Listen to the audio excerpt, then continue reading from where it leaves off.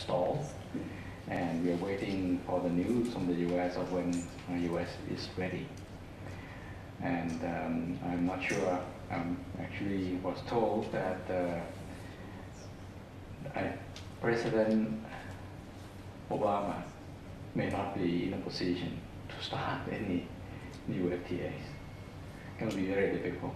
I can see the challenge that he has, and I don't foresee that it's going to be very easy for him in the course of a year from now to do something like that, to initiate another FTA.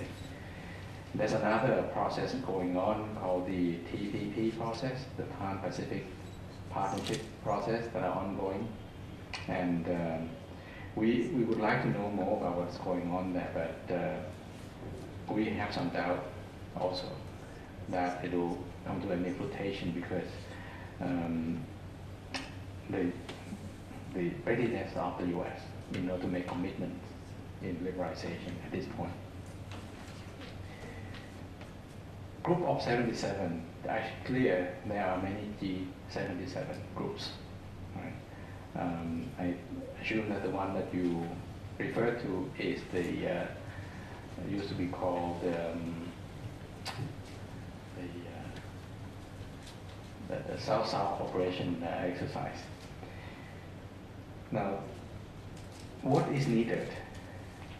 I give an example of the problem and the solution, the impact of liberalization at the community level. Right? With more liberalization, the people in most developing countries, including people in the poor farmers, will have to feel this impact. And the question is how you can get these people ready. That's the core issue. Liberalization is not an issue really. Right? If the people are strong enough, liberalization actually will be good for them. Liberalization means you have more variety of goods to consume and also more market. The market is bigger. But are you ready for it? So the question is not whether it's good or bad, really. It's a question, are you ready for it or not? So if you're saying liberalization is bad, then there's no solution because it's bad. You have to kill it. But if you say that this is a mechanism, and the question here is timing and readiness, then there is a solution. Then the solution is to prepare them, get them ready. Then they won't be impacted. There will be benefit from it to get them ready. So, what can the group of 77 do? And this is what they should be doing to increase the strength at all levels, farm levels, all the way up, to get them ready for this a more integrated world, which we all know that is unavoidable.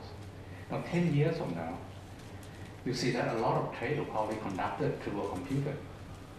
I can even do monetary transaction buy sell with this mechanism, with this tool here. Even now, 10 years from now, what do you imagine? 5 years ago, you never imagined that you can do this, right? I can transfer money, pay my credit card from here, any time in the day. 5 years ago, you think that this can be done? No. Now, imagine that 10 years ago, what can be done? And 10 years from now, what can be done? And 10 years from now, what will happen to these ignorant farmers if they are still not part of this world of information? They will be left out far behind. And this is a place, really, that they can really jumpstart. A 5-6 years old kids can really learn this kind of thing much faster than me. When the Thai government had this plan to provide income guarantees to the farmers, which started last year, the money has been transferred to the farmer's account. So you have to have an account. And imagine that chaos in a rural family, right? You have to have an account book, right? And a 80 years old ladies farmers who have a piece of land and get the money. How is she going to go to the bank and withdraw the money? How is she? And you know how they do it? Their kids help her to do it. 10 years old kid were able to do that. They are able to do it. Now, 10 years from now, of course we can't do anything for the present state because we passed that. But going forward into the future, I think the hope is there. But again, can the government do this? I don't think so.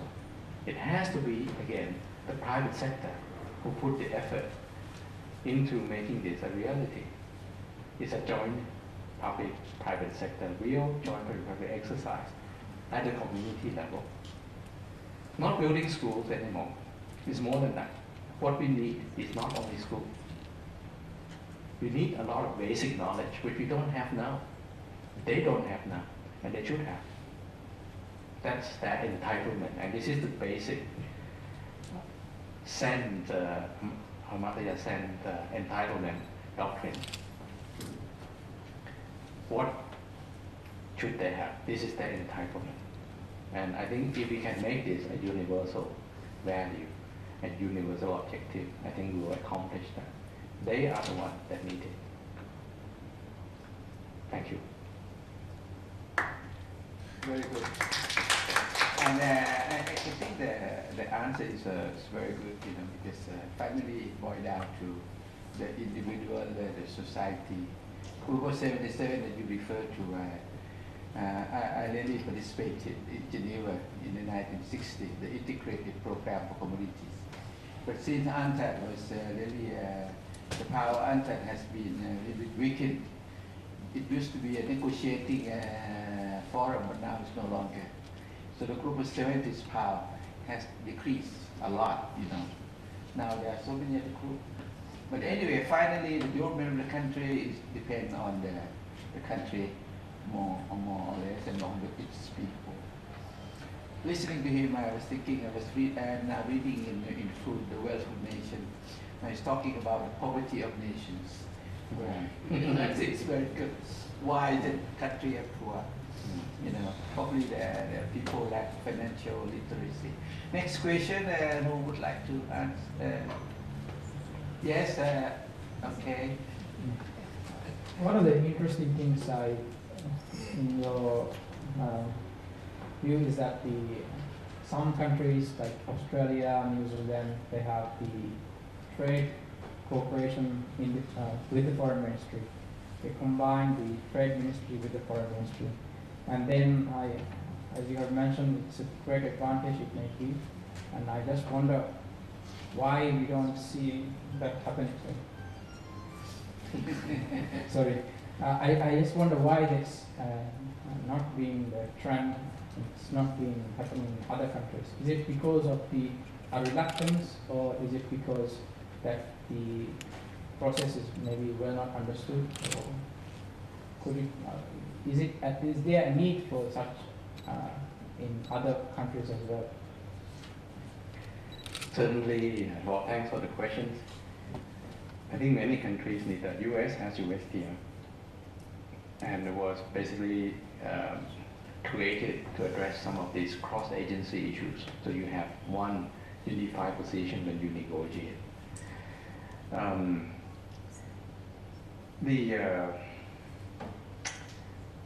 I'll say that the form is not as important as the substance. Okay. The key issue that we encounter around the world is not whether the agency has merged together or not. But I think, and from my talk, you can see that trade liberalization issues and economic liberalization, you actually touch upon many agencies. Right? So the substance of that, what is the substance of that? The key problem that they create is a disparity. Right? Because there's a winner, there's a loser. And the losers are not being really taken care of. And we need to take care of them and to coordinate this going forward in the future. That's one big chunk of work to be done. Now, what kind of agency should be created to address that? That's one. Okay. Now, we have this negotiation going on everywhere. And again, I have been in the negotiation arena for many years, and one very disappointing fact for me is most of the time we are not discussing substance. We are not discussing the real issues. We are positioning ourselves too much, politicking, that's one thing. And probably more than half the time, the negotiator doesn't really know what they want. Particularly when I was actually managing many forums in ASEAN when I was the Deputy Secretary General. And I can tell you that many participants in the meeting doesn't know what are the country positions. No idea. And it is not uncommon these days. Right? At the beginning, many representatives in a meeting, in a working group, in a negotiation, came because it's a trip abroad. Wow. And they guard the area of negotiation like crazy. They will not allow anybody else, not even expert, to go with them because they want the trip. And for many developing countries, and this is a real benefit, to go abroad, aside from the per diem and so forth. But they didn't carry with them substance. And that's why we need to really educate the people. Now, I think many issues being negotiated in the WTO right now are nonsense, useless, right? Because we haven't addressed some of these very fundamental issues. I can assure you that if the back end, the negative impact of liberalization can be addressed and cleared, there's no question about moving forward. A trade negotiator at negotiating table, you know what they're talking about? They tell you that liberalization is very good for your country. And you say, hey, what about your country? They say, hey, that's a different matter. You should reduce your tariff, it's good for you. And you ask me, why are you not reducing yours? Hey, that's a different matter. And that's the sense that you get, or the nonsense of trade negotiation. What are you talking about? What are you doing? Many pride themselves on protecting the country's sovereign. You protect your sovereignty. I would not want to reduce if I want to protect my sovereignty. Sorry. That's full of bullshit, isn't it? Sorry the word. There's no substance in many of these negotiations. The real Doha is very much like that. What are you talking about? Are you really serious? Right? We are not moving into that substance side very much. Right? And we protect something we call sovereignty, which I don't know what you mean by that. If you're talking about economic interest, then we can talk about economic interest. Put it on the table. You want textile industry? Who is in the textile industry? Who win, who lose? Put it on the table. We never do that.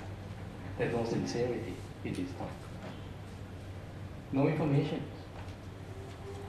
And when you're talking in the dark, the first thing you do, of course, you say no. And that's why we are not moving anywhere. So we're wasting a lot of money, as far as I am concerned, in all these trade talks. There's some good that has been coming out of it, yes. But we can do a lot more beneficial negotiation than just positioning ourselves that way. Now, back to the question about why then we are not creating all these institutions like what Australia and New Zealand has done, merge the ministry together. Any bureaucrat, right? The first thing that will happen if you merge two ministries together is you have only one minister. The question is who is gonna sacrifice, right? So that's question number one. Is there any substance there? It's nonsense, isn't it? Right, from a practical point of view, right? But hey, they will fight to the very end. And that's what I said about bureaucracy. The bureaucracy is very rigid because of that. The invested interest group protecting it. So there's no way the government, the bureaucracy, can adjust to the new problem as fast as what the private sector can. Or maybe you can train the government, so make the government only do only a few things and leave some of this for some other organization to do. The government may have to take care of the people within the territories, their well-being and so forth. But leave some of this work for somebody else. So that's some food of thought. Thank you very much. I think he answered your question, bureaucratic rivalry and all that. Actually, I was present in one of the first meetings of APEC. I was witnessing during the senior official meeting in Australia. I was there and I saw one country, their own delegates were fighting who would be the number one in APEC, to represent the country. Because you have foreign affairs and have trade. In most countries, foreign affairs. But it's not country, they just say. What have said foreign affairs, the other one said, no, it's not the one. He's talking about Thailand. No, this is not Thailand. Thailand is very, very okay. Affairs, the leaders, we were there. And this is another country. Another country. I was there myself. I wish not name it. This is in Sydney, the first meeting before APEC was started. But bureaucratic rivalry is real. But another thing is coordination. If you want to merge, you have to merge so many ministries. You said finance also, agriculture also, if you look at substance. Another thing that he brings out is in negotiation. I think this is what we are teaching at the IDES, is that when you negotiate, you don't look at issue that much. You look at interests. But people, in reality, they're not looking at interests. They're just looking, at issue more. So we are teaching. He's confirming what we are doing here. You look at the interest. You square the balance of interest, and then it's a win-win situation. But anyway, I think perhaps time is running short. Perhaps we have one more questions. Okay, who would have two questions then? Short one. Three. Okay, our ID student now will be asking. Okay, where are you from? Firstly, I need to introduce myself. My name is Li Hui. I'm from China, Beijing. So thanks very much for your very good presentation. Very deeply appreciate that. And also my question from free trade. So in your opinion, do you think free trade is a zero-sum game or non-zero-sum game? I ask this question because so far the world economy is imbalanced, particularly in free trade. Actually, so far US is import a lot of, and China only just export. So US have a lot of deficit so far. So in your opinion, can you tell me, the free trade is good or not good? Thank you very much. This is an easy question. Okay, I'll take it first. Free trade area is a positive sum game. So definitely benefit, right? The benefit will exceed the negative, okay? The important question is who gets more than the other, and that's the question, right? So that's the key thing. The reason why it's not moving is because if we have a free trade and I gain more than you won't be happy. You gain some, suppose there's a free trade, and you get 100, I get 200. Will you be happy? Right, we all get more, but you get less than me, you won't be happy, and that's the problem. So it's a positive sum game, definitely. Okay, next.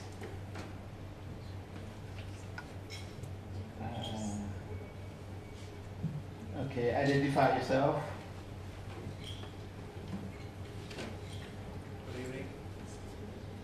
Good evening. My name is Mohammed Taj. I'm from Maldives. I'm a student in IDIS. From the presentation, from the speech, I have noted that Thailand has FTA with 21 countries. It is just roughly around 10% of the world countries.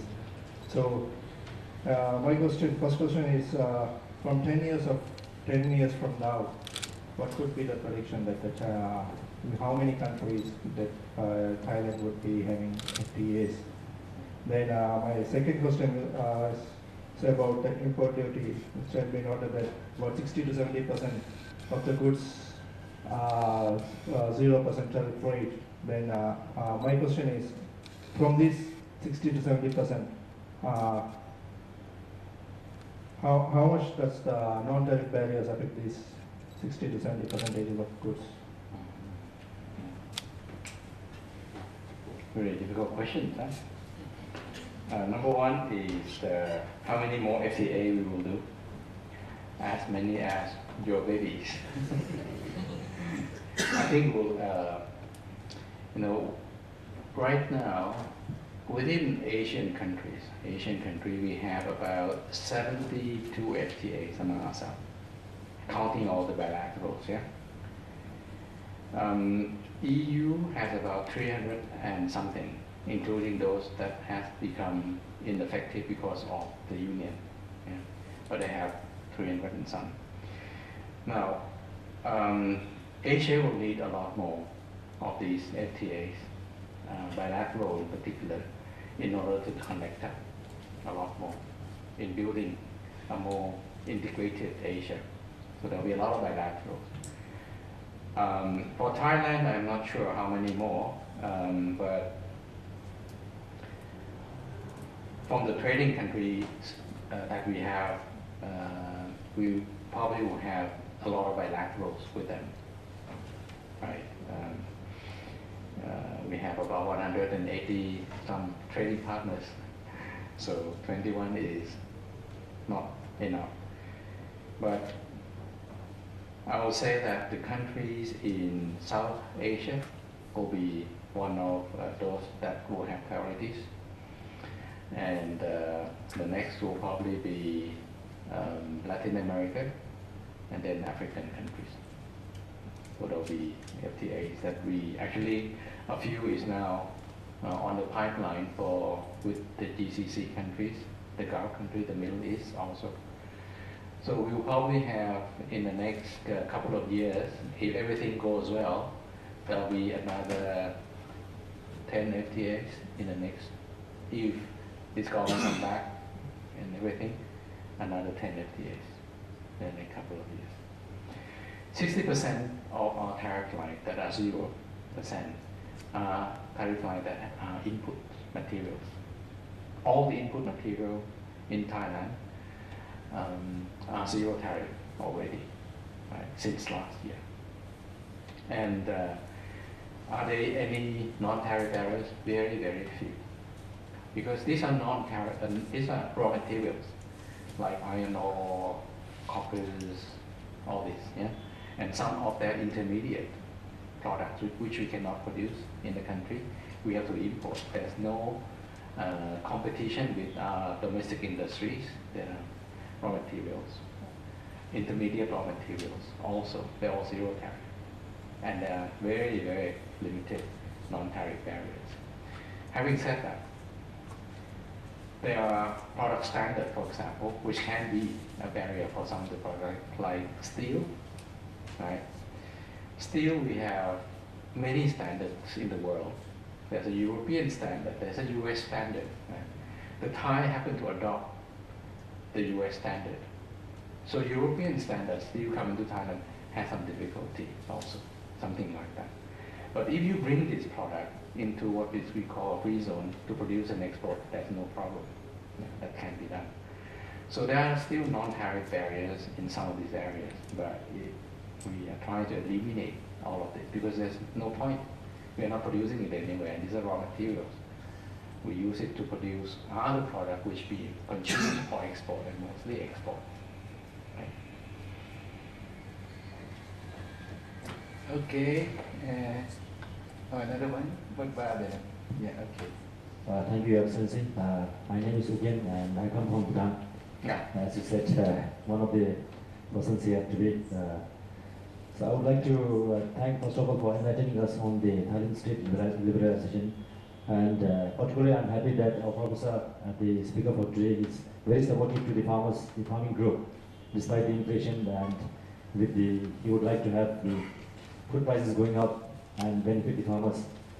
And my question is on the proposed ASEAN link. ASEAN link. What could be the impact and the growth to the ASEAN and ASEAN plus 3 and the ASEAN plus 6 with the ASEAN link coming in, sir? What is ASEAN link? I mean the proposed the road rail link. Rail link. Yes. Okay. Thank you, sir. Right. Okay. Thank you.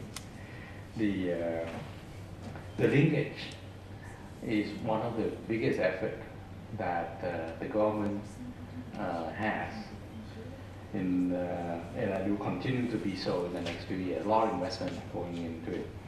First of all, we have a very weak rail system in Thailand. The railroad track in Thailand, the length has not been increasing Kingdom after fifth. So we haven't done any more rail for many years. So we need to improve it because it actually is a very cheap mode of transportation, carrying goods in particular. Okay? So we need to improve that within for the use of our country itself. Right? Now this rail link is part of a bigger, much bigger architecture for linking ASEAN and China together. Okay. Now, when I first introducing the subject about liberalization, we're talking about the trade flow between the plus 3 countries, China, Japan, Korea, flowing through ASEAN, going into South Asia, to Middle East, to Europe, to Africa, 4 main countries group, right? Now, the volume of trade is about, altogether, I said, 15 trillion US dollars a year. Last year, 15 trillion. Sorry, 1.5 trillion, not 15 trillion. If you can reduce the cost of this trade by 1%, yeah, you gain 1%. That's 15 billion US dollars, 1%. And you know the trade is coming up and for every day at the moment. So of course, economic-wise, there's enormous economic benefit, right? To be able to bring the goods from China, Japan, and Korea to South Asia, Middle East, Europe, and Africa, right? And vice versa. This is basically the Southern Silk Road in the past. Yeah? You can reduce the cost, enormous economic benefit. So there's a strong pressure for these countries, Japan in particular, and China, to make some access road into this region. Okay? If we have this road, not only road, and not only the rail, okay? Not only the road and rail, but the overall transportation pictures, you have this. Then of course, the volume of trade from this country to South Asia country, India, Pakistan, Bangladesh, of course back all the way to, not to Bhutan, you are too high up on the hills, but Nepal, Sri Lanka, right, also will benefit enormously from this flow because the cost of trade will reduce, I say roughly about 5%. Okay. It may not affect you directly, but it may, you have a chance to participate in this route. You can send your goods. You imagine there's a flow here, yeah, a trade route going through. You can plug your product in and you benefit from this. Yeah? So the benefit is tremendous, positive wise. It's not like liberalization. Yeah? This is more than liberalization. This allow you, it's like to have a road, likened to having a road moving in and out, right? Your goods can sell, can find a market, right? And it can now be sold at a cheaper price if you already sell it. If you already have a product, it's now cheaper to bring the product to the market, right? If you haven't sold the goods before, now is opportunity for you to sell. Right? Now, who will have the impact? The people who will be able to do trade definitely benefit from this, isn't it? If you don't, you just, doing self-sufficient and so forth, it may not affect you at all. Because you are not touched by the world anyway, if you are self-sufficient. But if you do trade, there's an enormous benefit that you will get from this trade group. Of course, there will be environmental impact, of having this new trade group. But I see a lot of positive benefit, and the area that this group go through will be developed, become prosper. That will help a lot of farmers. Okay, thank you. I think we are running out of time, so this will be the last questions. Now it's about 4 something, but we have very interesting session, that's why we forget about the time. Okay, identify yourself. This is Sumon Pro, and I originally come from the western coast of Burma, Rakhine State. And what I found very interesting thing is that the policy on the farmer, then I find this is very foremost and very considerate ideas to cascade the farmer living standards in Thailand, to give the financial management, to educate the financial management to the farmers. I hope my question is not very childish question, but I'm really interested in it. Before I reach to IDIS, and I leave my country with the purpose to educating the society of Burma, because Burma very depends on the agricultural products. So, but for me and for most of our people, what we can think is that what we will educate the children of the children of the farmers, then and we will offer or provide the industry the machines for agriculture to the farmers, rather than thinking the really effective ways to educate the farmer with financial management. So my question is that Thailand is now practicing this policy on farmer. Or of course, I'm really impressed on getting this idea of the assembly of the Thailand government.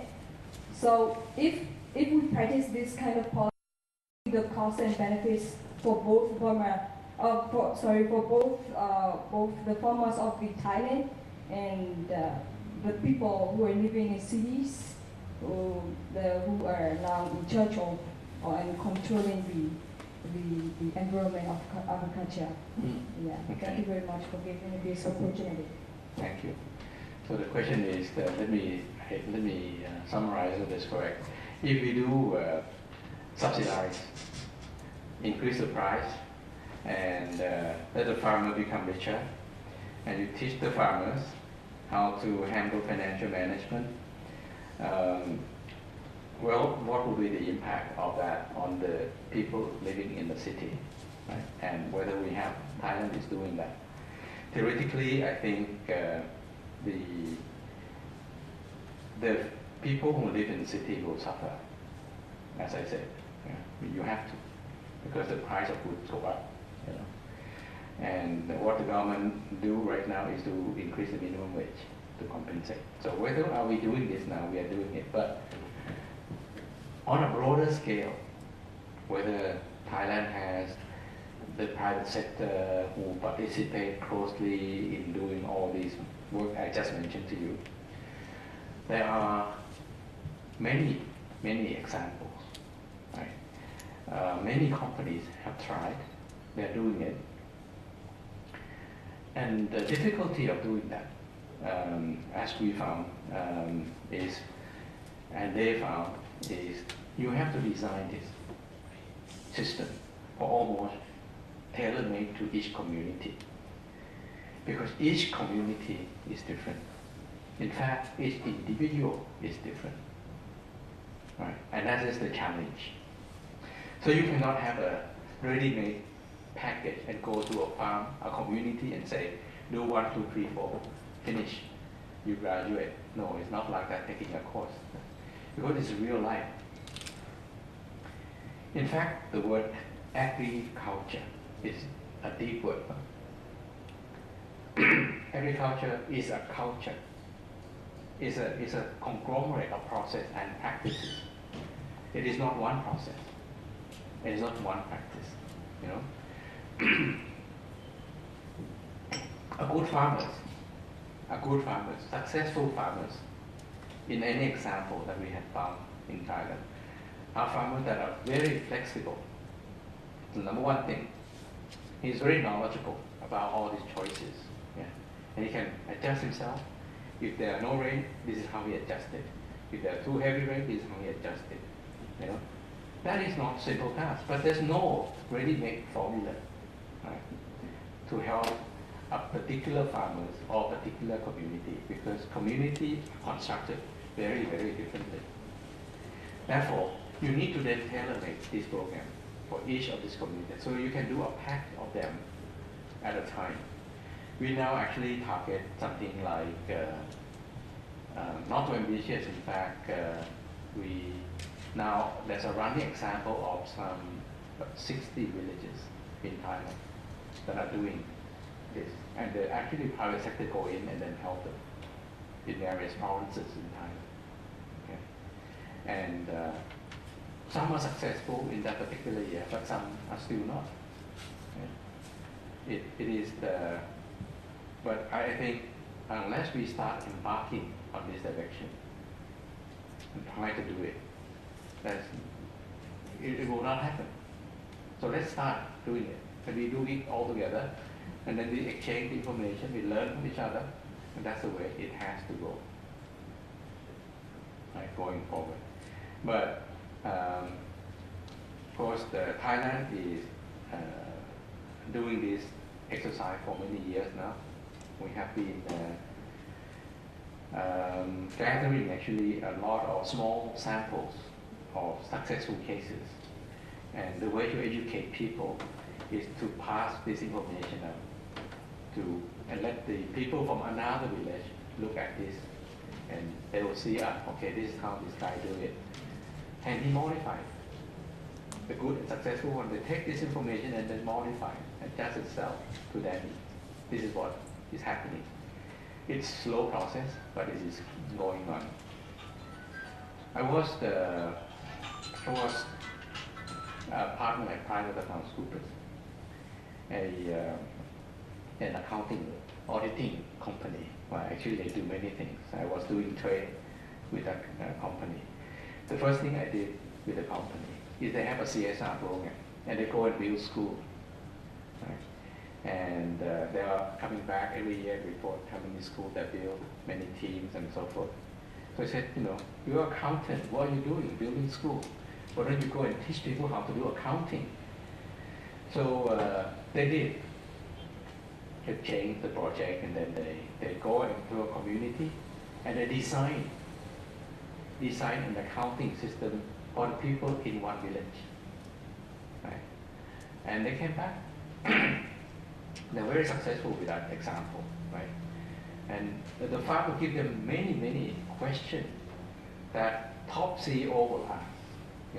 When you do accounting, they'll say, what about, I want to know this, I want to know that, and you have to create the account so that you can answer that question. And they come back very educated by the farmers, right, on the accounting procedures.